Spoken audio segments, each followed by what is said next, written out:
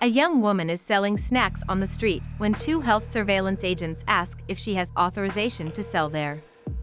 The young woman shows her authorization and the man starts to check the data. Then he starts laughing at the woman because it says on the document that she is an entrepreneur. The man says that the woman will never be a real entrepreneur. He says that he has told the woman 1,000 times to get a real job and stop blocking the street with that little stand. He says that the woman's stall is very ugly and that she doesn't sell anything good. He says she only sells rotten fruit. He says that the woman should stop dreaming and work with something that is according to her ability. The woman says that he has seen that her documents are correct and that she has the right to work there. The man says that the documents are not complete and that the city hall stamp and the business license are missing. Then he says that his assistant can take all her things. The woman says that her documents are correct, but the man says that the woman cannot question an authority. The woman says she is honest and is not doing anything wrong. The man shows on the document that the woman is not paying the fees and that she can be arrested because of this. He shows the overdue installments. But he says that they can make a deal. The woman asks what the deal is and he tells her to give it some thought.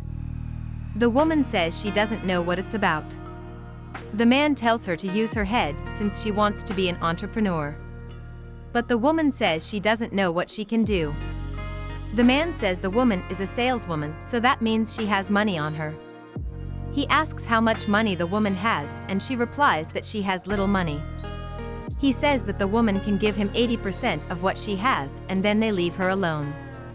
The woman says she can't do that because she has done nothing wrong and has almost no money. Then the man tells his assistant to take all her things. She tries to stop him. A young woman sees all this and asks what is going on. The man tells the woman to stay out of it. The woman tells the man to keep his voice down and says that she is a lawyer and knows the law and that what he is doing is wrong.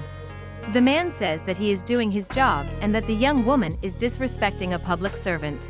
The woman says that the man is going crazy yelling at her like that and that he doesn't have all that power. The man asks what the young woman is going to do. The young woman asks what he is going to do. Then the man takes his cell phone out of his pocket and takes a picture of the young woman. The young woman says that she also has contacts and that she is going to report him for justice. The man smiles and says that the young woman can do whatever she wants. Then he takes a bottle of water from the saleswoman and throws the water on the women. He throws the bottle at the vendor's stall and leaves. The lawyer says that she will help the saleswoman. The saleswoman thanks him and laments the man's rudeness. The lawyer says that the man committed a crime and promises that he will pay for what he did. The saleswoman says that he deserves to pay for what he did, because he humiliated her by saying that she only sells junk and still wanted to take her money. The lawyer tells the woman not to let herself be affected by this because she is working honestly and that the man will answer in court for what he did. She says that the saleswoman is hardworking and will be a great entrepreneur. The saleswoman thanks her and the lawyer asks if she can give her a juice. The saleswoman gives the juice and the lawyer tells the woman not to give up on her dream of being a great entrepreneur. Days later, the saleswoman continues with her stall on the street. The inspectors arrive. The man tells his assistant to take her things. She tries to stop the other man from taking the rest of her things, but he knocks everything down. He tells the woman to find something else to do.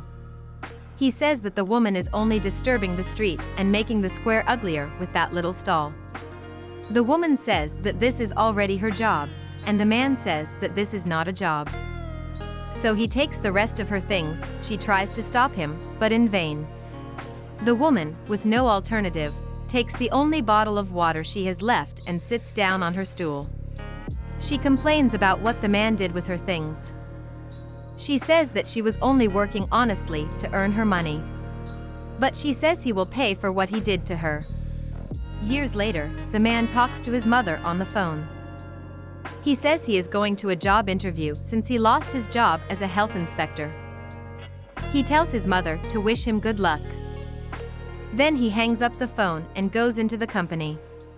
As the man is about to knock on the door, the saleswoman he humiliated walks out the door. The woman recognizes the man and asks him if he is not that inspector who took her things. The man asks what the saleswoman is doing there. Then he says that he has it all figured out and that the woman got a job as a cleaner in that restaurant. He tells the woman to call the owner of the restaurant and the woman says that she is the owner.